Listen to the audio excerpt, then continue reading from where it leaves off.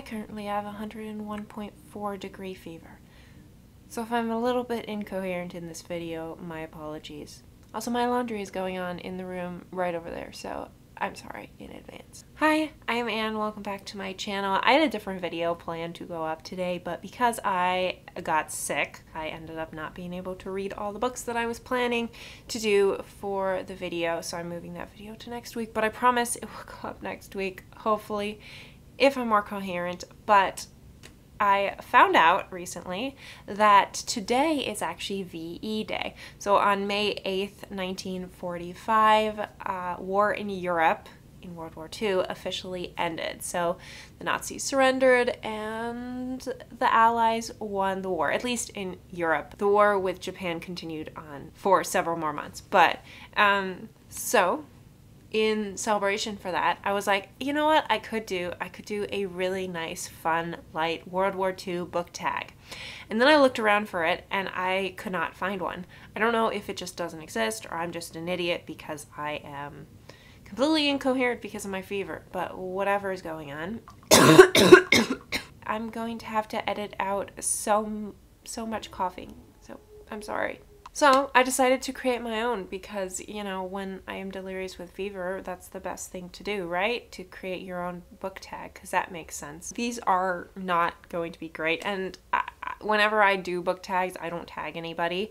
So if you do this one, though, I'd love to hear your answers, but you don't have to. I just do tags because I enjoy them, not because I get tagged usually. So let's go. The first prompt is The Second Great War. Your favorite book which centers around war. And I choose one that I read quite recently, and that is Lord of the Rings. This whole book centers around war between Mordor and the rest of Middle-earth. And even though this story is technically about a hobbit who goes to destroy a ring, you know, the whole point of why he has to destroy that ring is because they don't want it to fall into the hands of Sauron, who is trying to enslave the entire free world of Middle-earth, which is very similar to what Hitler wanted to do. He wanted to take over all of Europe and enslave everybody. So yeah, good times. The next prompt is Adolf Hitler, your most hated leader in fiction. And for that, I'm going to go with, I'm pretty sure this is everybody's most hated leader in fiction, and that is Dolores Umbridge from the 5th Harry Potter book. She is at first a teacher in this book, and then she throws Dumbledore out of power and becomes the head of Hogwarts, the headmaster of Hogwarts. So I'm pretty sure no one likes her.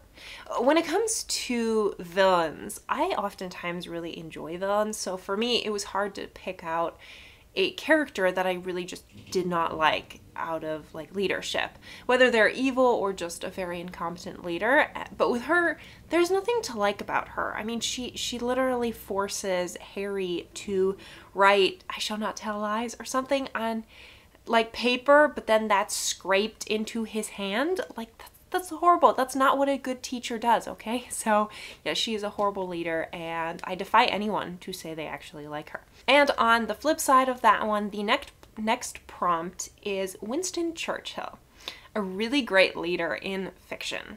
So for that, I am choosing Percy Blakeney, Sir Percy Blakeney, from the Scarlet Pimpernel. This book follows this group of people led by the elusive Scarlet Pimpernel who try to save nobles or just people being executed in the Reign of Terror in France at near the turn of the 18th century. So this is an exceptional book, and I just love Percy for his leadership. Not only is he just really awesome, he comes up with these ingenious plans and his disguises are incredible, but he's also just fiercely loyal and highly moral. He's just a great character. The next prompt is the Nazis, a horrible evil group / organization in a book. For this, I'm going with the Firemen from Ray Bradbury's Fahrenheit 451. So the fireman's job in this world is to find books and destroy them because the government has a very strong hold on what information the populace receives. So because books are a way to understand more about the world, they're burned. So I can't think of an eviler organization in books, even though the main character is part of this organization in the beginning. He slowly leaves. I guess that's spoilers, but this is a great book in general, but this organization, I'm pretty sure, is the worst, especially for readers like me, because we love books and we want to preserve books, and even books that I dislike, I would never want to burn. The next prompt is Anne Frank, a moving fictional character with a tragic death. And for that, I'm going to go with Eponine from Les Mis by Victor Hugo. So Eponine is a child friend of Marius, who is the main young man who falls in love with Cosette. It's kind of hard because there's quite a few characters in this massive tome, but she grew up a thief and she ends up sacrificing her life for Marius, a man she loves, but she knows that he is in love with someone else. So it is a pretty tragic ending for her tale, especially since she is really smart and resourceful. And it's pity that if she had grown up in different circumstances, she might have had a happier life. And like Anne Frank, she died incredibly young. I think she's only like 18 or something when she dies in this book. So pretty sad. The next prompt is allies. Your favorite best friend / ally in a book. And for that, I am choosing Saphira from Aragorn. I really like this book. I have not continued on the series, but Saphira is an amazing best friend / ally / partner for Aragorn. She is, well, as the cover suggests, she's a dragon, and she's one of the last dragons. Not only is she just like a very moral, upright, good character, but she's also, in a sense, the moral adult compass to Aragorn, even though technically he hatches her from an egg and it takes years for her to grow up. So she's definitely younger than him, and yet she has this maturity. And not only that, I mean, wouldn't a dragon be the best ally to have? Like, yes, sign me up. The next prompt is concentration camp. A horrible world in a book you would not want to live in. And for that, I am choosing The Glade, or just in general, the world from The Maze Runner by James Dashner. So this world, if you didn't know, these kids or teenagers wake up in this massive meadow that is surrounded by this horribly dangerous maze, and they have to survive. And at night, there's these horrible monsters that come out in the maze. So yeah, it's a pretty dangerous world. It's also a really dangerous world outside, but I guess that's spoilers for the end of the book and more books beyond, which I never ended up reading the rest of the books. Yeah, I would definitely not want to wake up not only in the Glade, but in this world in general. No, it sounds horrible. That and like any most post-apocalyptic worlds sound pretty bad to survive in, like especially like zombie books. Yeah, would not want to wake up in those worlds. The final prompt is World War II. Your favorite book about World War II.